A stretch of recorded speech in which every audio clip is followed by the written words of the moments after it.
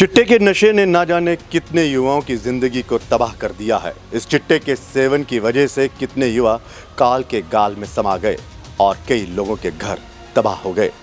इस चिट्टे ने नशा करने वालों पर ऐसा जादू किया है कि इसका सेवन करने वाले इससे इतनी मोहब्बत करते हैं कि सामने उन्हें मौत भी दिख रही है, लेकिन फिर भी वो इसी की आगोश में रहना पसंद कर रहे हैं।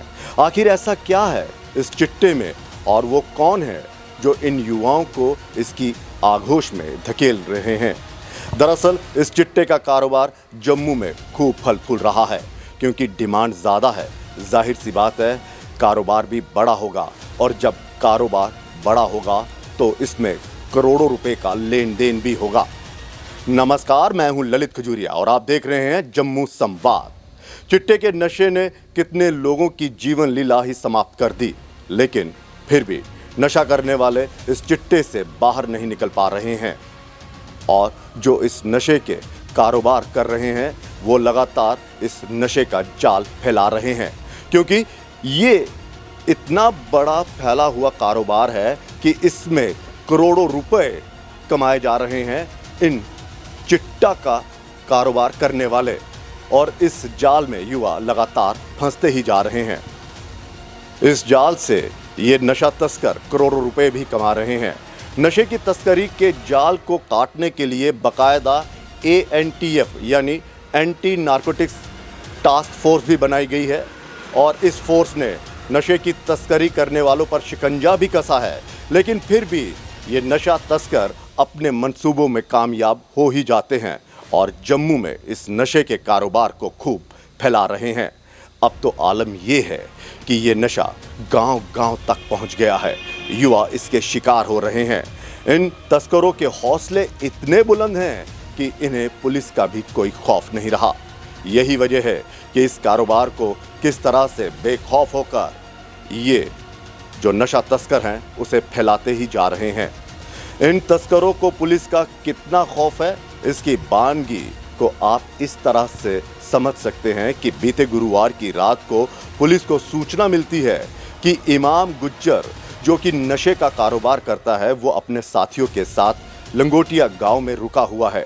थाना प्रभारी जहीर मुश्ताक अपनी टीम के साथ इस नशा तस्कर की तलाश में लंगोटिया गांव में छापा मारने पहुंचती है। तभी उनकी टीम पर गुज्जर समुदाय के कुछ लोग और जो इमाम गुज्जर है, वो जो तस्कर है, वो पुलिस की टीम पर भयंकर रूप से पत्थरों की बरसात करते हैं, और इन पत्थरों की बरसात का फ़ायदा उठाकर ये लोग वहाँ से फरार हो जाते हैं। इस पत्थरबाजी में 3-4 पुलिसकर्मी भी घायल हो जाते हैं। आप खुद सोचिए कि इन नशा तस्करों को पुलिस का कितना ही खौफ होगा, जो पुलिस पर बिना खौफ पत्थर बरसाकर वहाँ से फरार हो जाते हैं। जो खबर सामने आ रही है उसके मुताबिक थाना प्रभारी जहीर मुश्ताक की देखरेख में पुलिस की एक टीम नियुक्त की जाती है, जो लंगोटिया गांव के कुल्ले में छापा मारने के लिए जैसे ही पहुंचती है और उस कुल्ले के अंदर जाती है, तभी वहां पर मौजूद 8 से 10 लोग पुलिस पर पत्थर बरसा देते हैं और वहां पर अफरा तफरी मच जाती है। इस अफरा तफरी का फ़ायदा उठाकर वो तस्कर तो वहाँ से फरार हो जाते हैं, लेकिन इसी बीच कुछ पुलिसकर्मी भी घायल हो जाते हैं। हालांकि पुलिसकर्मी जो हैं वो हिम्मत दिखाते हैं और उनका पीछा भी करते हैं, लेकिन तब तक बहुत देर हो चुकी होती है, क्योंकि वो वहाँ से फरार हो जाते हैं। लेकिन हाँ, इतना ज़रूर है कि पुलिस के हाथ में वो तस्कर तो नहीं आते, लेकिन उनके द्वारा वहाँ पर छोड़ी गई बाइक्स जो हैं वो पुलिस जब्त कर लेती है। तो वहीं अब इस हमले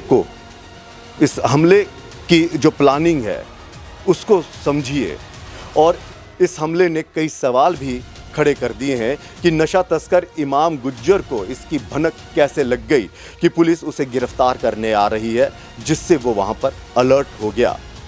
यानी कि इन लोगों को ये सूचना पहले ही मिल चुकी थी कि पुलिस जो है वो उनके कुल्ले पर छापा मारने पहुंच रही है। तभी तो ये लोग इतने अलर्ट हो जाते हैं कि वहाँ पर पत्थरों का भी इंतज़ाम कर लेते हैं, और जैसे ही ये टीम अंदर उस कुल्ले में पहुँचती है तो ये उन पर पत्थरों की बरसात कर देते हैं। इस हमले से ये भी साबित हो गया कि ये तस्कर बड़े ही खतरनाक और ताकतवर हैं। तभी तो पुलिस का इन्हें बिल्कुल भी डर नहीं है। अब तो पुलिस को भी मुझे लगता है कि अपनी रणनीति जो है वो बदलनी पड़ेगी, क्योंकि अगर ये पत्थरों से हमला करते हैं तो पुलिस को क्या सिर्फ उनका इंतज़ार करना चाहिए कि कब वो पत्थरों की बरसात रोकेंगे और कब पुलिस उनको कहेगी कि हमने आपको चारों तरफ से घेर लिया है, इससे बेहतर है कि आप खुद को हमारे हवाले कर दें।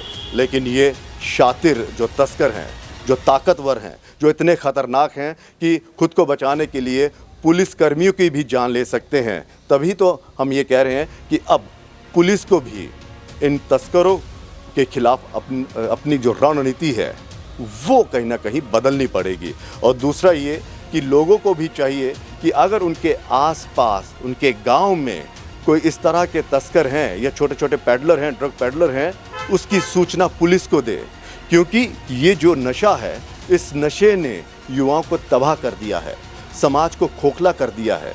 हमने पहले भी बताया कि कितने लोग इस नशे की आड़ में अपनी ज़िंदगी जो है वो गंवा चुके हैं, कईयों के घर तबाह हो चुके हैं।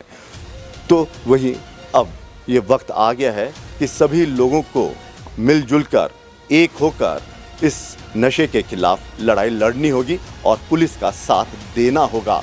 तो वहीं पुलिस को चाहिए कि जहां इन तस्करों की तलाश वो कर तो रही है, साथ ही साथ उनको इसकी भी जांच करनी चाहिए कि पुलिस के पहुंचने से पहले ही इमाम गुज्जर को और उसके साथियों को किसने बता दिया कि पुलिस वहां पर पहुंच रही है। अगर ये खबर उन तक ना पहुंचती तो शायद वो पुलिस की गिरफ्त में भी होते। लेकिन कहीं ना कहीं ऐसा लग रहा है कि कोई ना कोई मिला हुआ है जिसने इसकी सूचना उन तस्करों को दे दी।